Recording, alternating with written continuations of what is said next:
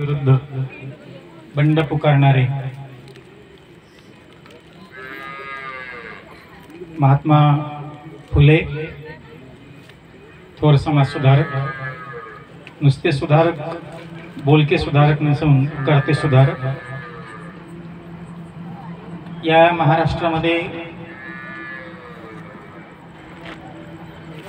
जनतेचं राज्य स्थापन करणारे छत्रपती शिवाजी महाराज, गाडगे महाराज, याशिवाय महाराष्ट्रामध्ये या देशामध्ये समाज सुधारणेसाठी, वैचारिक क्रांतीसाठी ज्यांनी ज्यांनी प्रयत्न केले त्या सर्वांना माझं प्रथम कोटी कोटी नमन. आज हा बौद्ध पौर्णिमेच्या निमित्ताने गर्जनाबा भीमाची हा समाज प्रबोधनाचा कार्यक्रम आयोजित केलेला आहे. या कार्यक्रमाकरता उपस्थित सर्व सन्माननीय पाहुणेगण, समोर बसलेले सर्व बुद्ध भीम अनुयायी तसेच गावातील नागरिक, वेळ फार झालेला आहे. थोडक्यामध्ये मी माझं मनोगत व्यक्त करतो, अध्यक्षीय भाषण संपवतो. आपण हा जो बुद्धाचा मार्ग स्वीकारला, बुद्धाचा मार्ग म्हणजे हा विशिष्ट एका जातीचा नाही आहे. त्याची फिलॉसॉफी, त्याचं तत्वज्ञान जर आपण वाचलं, ऐकून फार आपल्याला काही त्याचं कळत नाही. वाचन आवश्यक आहे आणि वाचनासाठी गाव तिथं वाचनालय आवश्यक आहे. परंतु कधी कधी असं होतंय, काही आपण सोयी निर्माण करतो, पण सोयी निर्माण केल्यानंतर त्याचा उपयोग पाहिजे तेवढा होत नाही. हे पुन्हा दुसरी शोकांतिका असते. जसं विहार निर्माण आहे, प्रत्येक गावात जवळपास आजकाल विहार आहेत. आताच कोणी पाहुण्यांनी मनोगत व्यक्त करताना सांगितलं की त्या विहारामध्ये भांडे वगैरे साहित्य ठेवलेलं असते. ही शोकांतिकेची बाब आहे. काही ठिकाणी नुसत्याच वंदना घेतल्या जातात,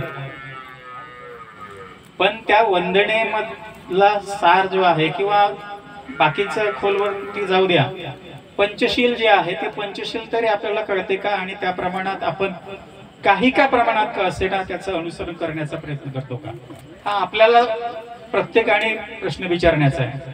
आणि पंचशील म्हणजे काही फक्त एका विशिष्ट जातीसाठी नाही, हे समाजोन्नतीचे मार्ग आहे. हा समाजोन्नतीचा विचार आहे. त्यामध्ये जे विचार दिलेला आहे तसं पाहता हा पंचशील जर स्वीकारलं तर पोलीस डिपार्टमेंटची, न्यायालयाची काही गरज भासणार नाही. भांडण तंटे निपटून जाणार, प्रत्येक गावामध्ये शांतता निर्माण होणार.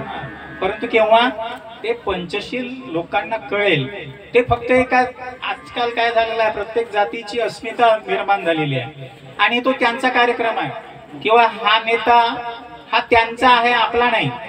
परंतु तो नेता देशाचा आहे. तो देशाचा नेता जर झाला आहे तर त्याचे काहीतरी विचार असतील, ते आपण समजून घेतो का, समजून घेण्याचा प्रयत्न करतो का, त्याबद्दल वाचन करतो का, हा प्रश्न आपण स्वतःला विचारायचा आहे. मगाशी बोलताना म्हटलं होतं आणि मागे आज विहाराचं उद्घाटन झालं होतं, त्यामध्ये मी बोलताना बोललो होतो, म्हणजे जाणीवपूर्वक बोललो, अचानक विचार आला आणि बोलून गेलो असं नाही. त्यामागे आता या विहाराची जे काही कमिटी असेल त्यांनी काय विचार केला काय मला माहित नाही. परंतु मी असं म्हटलं होतं की विहारामध्ये वाचनालयाची सोय जर होत असेल तर त्या ठिकाणी आपल्याला मदत करता येईल. तर त्या अनुषंगाने काही विचार झाला का ते काही कळलं नाही, काही झालं असेल. बुद्ध हे आहेत, हे काही देव नाही, हे प्रथम लक्षात घ्या. आपण देवाप्रमाणे त्याची सकाळ संध्याकाळ पूजा केल्याने ते आपल्याला प्राप्त होणार नाही, पावणार नाही. ते पावण्याची व्यक्ती नाही, ते व्यक्ती होते, माणूस होते, देव नव्हते. प्रथम आपल्याला लक्षात घ्यायचं आहे. आणि ही जी आपल्या भारतीय संस्कृतीमध्ये जी एक भावना आहे, देवाची भक्ती केल्याने, देवाच्या आरत्या केल्याने, देवाची पूजा केल्याने देव आपल्याला पावणार आहे आणि आपले संकट नष्ट होणार आहे, असं होत नाही. पूजा केल्याने देव पावणार नाही. काळ बदलत आहे, हे वैज्ञानिक युग आहे. विज्ञान काय सांगतो? कार्य कारण भाव, प्रत्युत्त समुत्पाद भगवान बुद्धाने सांगितलेला. प्रत्येक घटनेला कारण आहे. कोणतीही घटना विनाकारण घडत नाही, परंतु बरेचदा असं होते आपण त्या घटनेच्या मुळाकडे जात नाही, त्याचं कारण कोणतं आहे ते आपण शोधत नाही, आणि त्यामुळं मग आपापल्या परीने वेगवेगळे लोक वेगवेगळे विचार करतात आणि मग त्यामधून कधी कधी विसंवाद निर्माण होत असतात. तथागताने म्हणजे या विहाराचं नावच आहे आर्य सत्य. तर आपल्याला माहित असेल, जेव्हा नावच ठेवलं तर आर्य सत्य काय आहे ते आपल्याला माहित आहे. 4 आर्य सत्य. मग या 4 आर्य सत्यापैकी पहिलं आर्य सत्य जे सांगितलं बुद्धाने, दुःख. म्हणजे दुःख आहे ते आपल्याला जाणून घ्यायचं आहे. म्हणजे जाणून घ्यायचं आहे म्हणजे मान्य करायचं आहे. मग याचा अर्थ असा नाही की मान्य दुःख आहे असं मान्य केलं म्हणजे आपण नकार दर्शवतो किंवा आपल्याला निराशा दर्शवतो, असं नाहीये. म्हणजे एकदा आपली अडचण मान्य केली, आपली समस्या समजून घेतली. दुःख म्हणजे काय? आपली समस्या, जीवनातील समस्या. जोपर्यंत एखादा व्यक्ती असेल त्याला बिमारी झालेली आहे, काहीतरी ताप आलेला आहे, काहीतरी झालेला आहे, चालता येत नाहीये, मग अडचण आहे, तर तो तेव्हा त्याच्यावरती उपचार, त्याची समस्या आहे, त्याचे ते दुखणं आहे, ते दुखणं केव्हा नष्ट होईल? जेव्हा तो डॉक्टरकडे जाणार, आपली समस्या सांगणार आणि डॉक्टर म्हणेल की तुम्हाला ही बिमारी झालेली आहे, त्याच्यावरती हे उपचार घ्यावा लागेल. म्हणजे आपल्याला त्रास आहे, दुःख आहे, समस्या आहे, या समस्येवरती उपाय आहे. त्याला प्रथम कारण आहे. कारण काय आहे? तर कारण हे आपल्या बुद्धाच्या तत्वज्ञानानुसार ही तृष्णा आहे. आणि हे जे तृष्णा जोपर्यंत नष्ट होत नाही, ही तृष्णा म्हणजेच काय? लोभ एक प्रकारचं. म्हणजे माणूस असा आहे, कितीही पैसा मिळाला, पैसा असेल किंवा कोणतीही गोष्ट असेल, त्याचं समाधान होत नाही. गाडी, आता पूर्वीच्या काळामध्ये आपल्याला आपल्या गावामध्ये, मी लहान म्हणजे माझे लहानपण इथं फार कमी गेलं, गावामध्ये सायकल सुद्धा दिसायची नाही घरी. गावामध्ये एकच मोटरसायकल होती, देशमुख पाटलाकडे, भूदेव देशमुख यांच्याकडे. बाकी कुणाकडेही आपल्याला मोटरसायकल सुद्धा दिसत नव्हती. म्हणजे तो जो काळ होता, तो काळ आणि आजचा काळ, हा जो बदललेला काळ आहे, हा बदललेला काळ वैज्ञानिक क्रांती झाली. विज्ञानामुळे जे प्रत्येक क्षेत्रामध्ये बदल झाले आणि त्यामधून समाजातील प्रत्येक घटकाचा थोड्याफार प्रमाणात विकास झाला. परंतु हा विकास फक्त भौतिक विकास असून चालणार नाही, आर्थिक विकास असून चालणार नाही, तर त्यासोबतच नवीन ज्ञान प्राप्त करण्याची जिज्ञासा, शिक्षणाप्रती ओढ. म्हणजे प्रत्येक समस्येचं तसं निदान करायचं असेल तर प्रथम आपल्याला शिक्षण घ्यावं लागेल. आणि शिक्षण म्हणजे नुसतं शाळेमध्ये गेलेलं, शाळेमध्ये पॉलिसी ठरवण्याचं काम गव्हर्नमेंट करतो. आणि या पॉलिसी सुद्धा कसं ठरतात? जे जे गव्हर्नमेंट येते ते आपापल्या मतानुसार पॉलिसी ठरवत असते.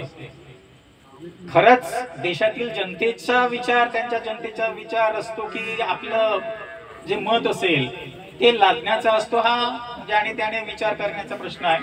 असो, मला या प्रसंगी एवढंच सांगायचं आहे की आपण एखादी प्रार्थना करतो. प्रार्थना म्हणजे आता आपल्याला बुद्धाची अनुयायी समजून किंवा बाबासाहेबांची अनुयायी समजून, आता तसं तथागतही आपल्याला डायरेक्ट मिळालेलं नाही. आपण स्वतः आपल्या मतांना स्वीकारले, कुणाच्या मतांना स्वीकारले. आपण प्रथमतः फॉलोअर जो आहोत हे डॉक्टर बाबासाहेब आंबेडकर यांचे फॉलोअर आहे. बाबासाहेबांनी समजा दुसराच धर्म स्वीकारला असता तर आपण त्या धर्मामध्ये गेलो असतो. म्हणजे आपल्याला जरी बाबासाहेबांचे प्रथम गुरु तथागत बुद्ध असले तरी मला असं वाटतं की आपले प्रथम गुरु बाबासाहेब आहे.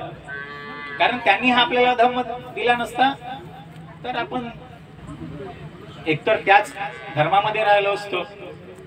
आता धर्माचं नाव आलंच म्हणून सांगतो, धम्म आणि धर्मामध्ये आपण थोडासा भेद करायला पाहिजे. म्हणजे भेद म्हणजे असं नाही की लोकांमध्ये भेद करायचा, त्याच्या फिलॉसॉफीमध्ये थोडासा भेद करून आपल्याला वागण्याचा प्रयत्न करायचा. कर्मकांड, पूजा अर्चा, आत्मा, ईश्वर, पुनर्जन्म, हे जे पारंपरिक धर्माचे विचार आहेत हा धर्मापासून धम्म याच पद्धतीने वेगळा आहे. त्याचे सगळे आता मी सांगितलेले आत्मा आहे, ईश्वर आहे, पुनर्जन्म आहे, पूजा अर्चा आहेत. पूजा अर्चा म्हणजेच कर्मकांड आहेत. हे कर्मकांड नाकारणे म्हणजे धम्म. तर मला असं वाटते की बुद्धाचं वंदना करताना सुद्धा आपल्याला त्याच्यामधील काय घेता येईल आणि त्या मराठीमध्ये आपल्याला ते जे वंदना आपण किंवा पंचशील, नुसतं पंचशील जरी म्हणतो, त्या पंचशिलाच्या प्रत्येक शिलाचा अर्थ माहीत असणं आवश्यक आहे. मी अपेक्षा करतो इथं वंदना चालत असेल तर त्या प्रत्येकाला त्या पंचशिलाचा कमीत कमी अर्थ माहीत आहे का. मग माहीत असल्यानंतर नुसतं जसं शाळेमध्ये लहान मुलं असतात, पाठांतर करायचं म्हणजे करायचं, त्याचा न समजता, तर आपल्याला न समजता पाठांतर करून त्याचा काही उपयोग होणार नाही. ते समजून घ्यायचं आणि जेवढं शक्य आहे तेवढं, जसं तुम्ही पंचशिलामध्ये म्हणतो अदिन्न दान वेरमणी, म्हणजे चोरी करायची नाही. आता चोरी म्हणजे नुसतं कोणाच्या घरी जाऊन पैसे लुबाडायचे असं नाही. म्हणजे अदिन्न दाना कुणाकडून जे आपण घेणार आहोत त्याच्या इच्छेनेच आपल्याला घ्यायचं आहे. जबरदस्तीनं कोणाकडून घेणं ती एक प्रकारची चोरीच आहे. धाक दाखवून किंवा इतर प्रकारे काहीतरी सांगून त्याच्याकडून वसूल करणे म्हणजे हे एक प्रकारचं त्याचं कारण मन दुखवून आहे. त्याचं मन दुखवून कोणतंही काम होता कामा नये. तर सांगण्याचा माझा उद्देश एवढा आहे की आपण हे जे पंचशील आहेत त्याच्यानंतर या दुःखमुक्तीचे मार्ग सांगताना आणि बाबासाहेबांनी जेव्हा हा धम्म दिला तर 22 प्रतिज्ञा दिल्या, त्यापैकी 11वी जी प्रतिज्ञा आहे ती अष्टांगिक मार्गासंबंधित आहे. मी अष्टांगिक मार्गाचा अवलंब करणार. त्यानंतर 12वी जी प्रतिज्ञा दिली ती पारमिता संबंधाची आहे, 10 पारमिता. त्याच्यानंतर 13 ते 17 या पंचशिलेच्या आहेत आणि हे सगळे काय आहे दुःखमुक्तीचे मार्ग आहेत. ते बाकीचं जरी आपण थोडा वेळ बाजूला ठेवलं म्हणजे अष्टशील, अष्टांग मार्ग आणि 10 पारमिता, पण आपल्याला कमीत कमी या 5 पंचशिलाचं जेवढं शक्य आहे तेवढं जाणीवपूर्वक, मी हा शब्द वापरत आहे जाणीवपूर्वक, कारण मी बुद्धाचा अनुयायी आहे. आणि पुन्हा मी अगोदर म्हटल्याप्रमाणे बुद्धाचा अनुयायी म्हणजे एका विशिष्ट जातीचा नाही. हा विचार बुद्धाचा जो आहे हा समाज परिवर्तनाचा विचार आहे, मानव विकासाचा विचार आहे आणि त्यामुळे प्रत्येकाने त्याला तो जिज्ञासा आहे. खरंच ही लोक, आणि मला एक सांगा असं वाटते, माझ्या लहानपणामध्ये असं बोललं जायचं इतर व्यक्तींकडून की हे महाराजचीच मुलं कशी शिकतात, यांना काहीतरी भेटते गव्हर्नमेंट कडून, पैसा मिळतो. म्हणजे त्या काळातही ना आजही 10व्या वर्गापर्यंत शिकण्यासाठी काही खर्च नाही. अलीकडे तर गव्हर्नमेंट बऱ्याचशा योजनेतर्फे विद्यार्थ्याला मदत करतो. त्या काळात तर काहीच मदत नव्हती. परंतु बाबासाहेबांनी जो दिलेला विचार होता शिका, ते महाराजी बरोबर शिकले आणि त्यामुळे तुम्हाला प्रत्येक घरामध्ये एक एक तरी माणूस हा पुढे गेलेला दिसतो. सुरुवातीच्या काळामध्ये इतरांनी हा विचार स्वीकारला नाही. म्हणजे हा विकासाच्या प्रगतीचा विचार आहे, हा एका विशिष्ट जातीचा विचार नाही. अजूनही मला असं वाटतं की हा प्रत्येकाने बाबासाहेबांनी दिलेला विचार, तथागतांनी दिलेला विकासाचा विचार आपल्या जीवनामध्ये उत्कर्ष करण्याचा विचार जर सर्वांनी बाळगला, अंगीकारला, समजून घेतला तर आपण आपलं जीवन जे आहे ते जीवन नक्कीच चांगलं जाणार. निर्वाण म्हणजे काय, हे जे आपले विकार आहेत ते विकार जिवंतपणे, मेल्यानंतर नाही, मोक्ष प्राप्ती वगैरे नाही, मोक्ष नाही, धम्मामध्ये मोक्ष नाही आहे.